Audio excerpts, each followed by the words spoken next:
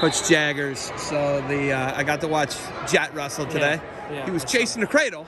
Yeah, he was trying, man. That kid who wrestles is such an animal. We knew him, but Jet tries hard. He tries hard. He's just figuring it out now. I'm trying to figure things out as a dad, so this is mostly dad advice. But Coach I talked to a couple weeks ago at a youth event told me that you can't make your kids love this, but you can absolutely make them hate it.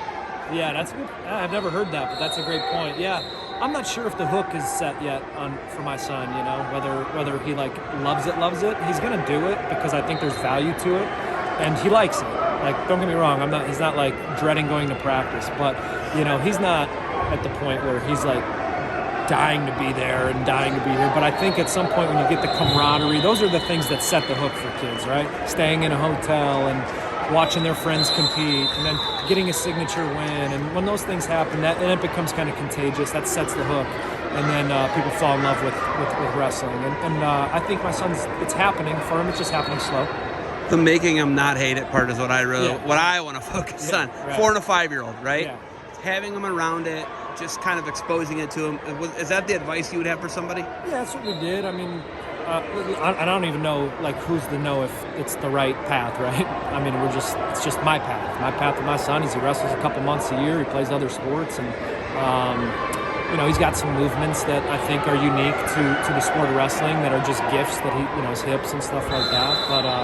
But as long as he likes, I have a daughter that wrestles too, my 7-year-old. So she's in there with him, which that's one thing that has helped both of their love is that they go together, right? They're brother and sister, they're best friends, and they go to practice together, and they play dodgeball before, and they're friends with kids in the club, and that's the stuff that I said. I just keep using the same phrase, but that's what sets the hook, right? That's what makes people love wrestling. So the biggest thing, you guys are with Watterson, right?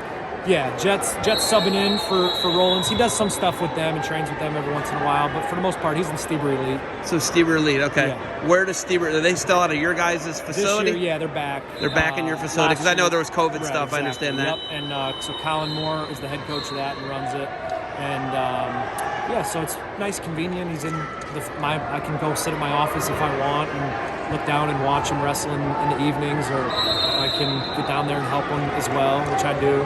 But that's it. Trying to stay hands off, or what are you doing? How are you on the question? So he prefers me to be down there helping him. So I tried both. Right? I don't know what path is the best or whatever, and it's not my choice. I asked him, would you rather me sit up in the office and pretend I'm not watching? Would you rather me be down? He's like, I want you down there with me helping me. So.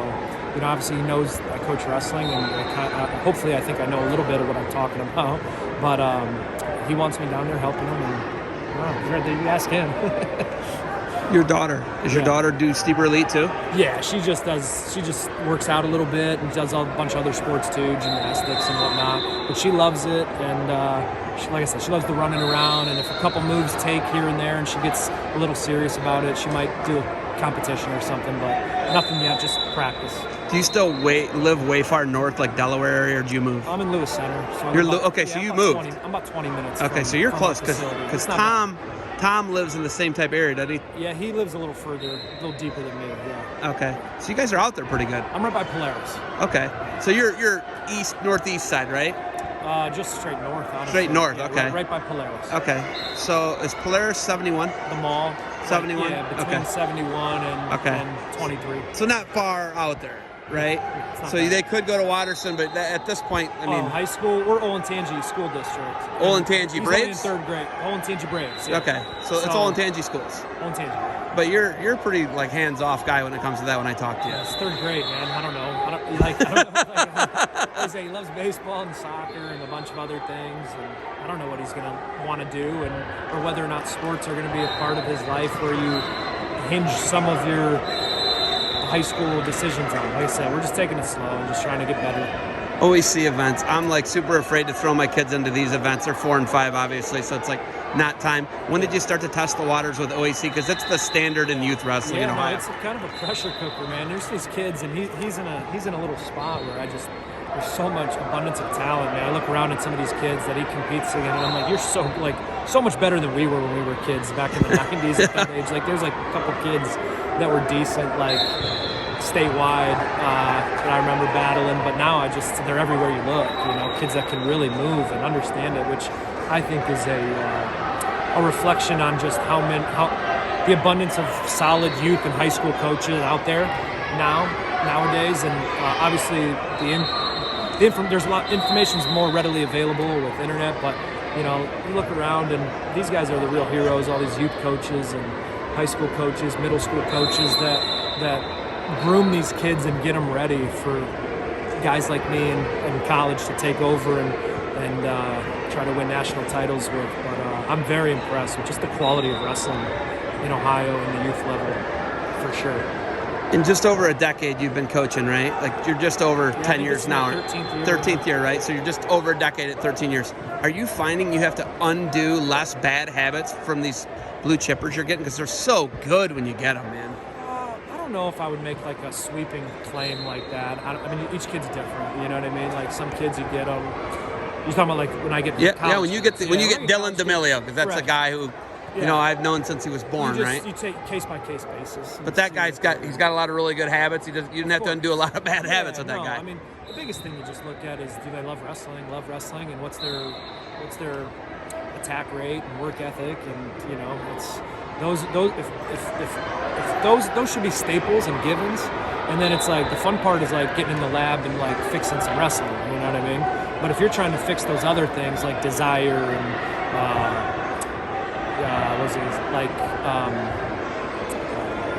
sorry, I was watching this kid. Bad habits, right? All the bad habits, desire. If the kid has desire and work ethic, consistency. That's what I was trying to say. If they have that's great. Like you want that. You don't want to try to be fixing consistency problems or desire problems. You know. So. Okay. Where are you guys next? The Big Ten wrestle. We actually wrestle tomorrow. We're driving up in the morning. We have like a nice sleeper bus and whatnot. But we wrestle American tomorrow. In DC. In DC, yeah. So you'll leave right from this. Like I'm gonna go home. I'm gonna go home, stay the night at home, and then we'll work out in the morning and get on a bus. Like I said, it's a nice, comfortable bus, sleeper bus up. About 6 hours, 15 minutes, right to DC. Get off the bus, weigh in, wrestle, and then stay the night in DC, and then we'll come back Tuesday. No Maryland, Rutgers, none of that built into the trip? We have Maryland on our home schedule. So, Borelli, who's the old coach at Stanford, and Tom are good friends, and we owed Borelli a match because Stanford came to us when we first opened up the Covelli back in the 1920 season. So now that Borelli's American, it's a good duel. We're kind of paying him back and giving him the duel. Yeah, but, I don't think you need to give it to them who didn't really earn it. We'll move out to Stanford at some point too, I'm sure. But. Awesome. All right, where'd Jet go? He's right Jet, here. you good? You got talk at all, or are you good? Dad talk enough? Yeah, he did all the talking? Awesome, man. You got anything else for me? No. That's a strong beard. I love the beard. I love the fashion in general. And thanks for saying hi to me. You could have ignored me. I appreciate that. Good luck to you guys. Go Bucks. Thanks, man.